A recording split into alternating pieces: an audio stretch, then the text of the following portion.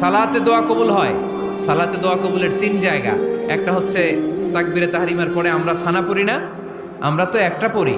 আল্লাহর হাবিব সুন্নাহ এবং নফল নামাজে আরো পড়তেন সানা, ওই দোয়া কবুল হয়। 2 নম্বর জায়গা সালাতে সেজদায় পড়ে দোয়া করলে কবুল হয়। আকরাবু মা ইয়াকুনুল আবদু মির রাব্বিহি ওয়া হুয়া সাজিদ ফাকসিরু ফীহি দুআ। বান্দা যখন সেজদায় লুটিয়ে পড়ে, বান্দা আল্লাহর সবচেয়ে কাছে চলে যায়। কিন্তু বিশ্বনবী বলে, সেজদাটা তোমার রবের কুদরতি পায়ের উপরে পড়েছে। সেজদায় পড়ে দোয়া করেন। সালাম ফিরানোর আগে বিশ্বনবী দোয়া করতেন, লা ইউসাল্লিমান্না আহাদুকুম হাত্তা ইয়াতাআওয়াযা মিন আরবা'a।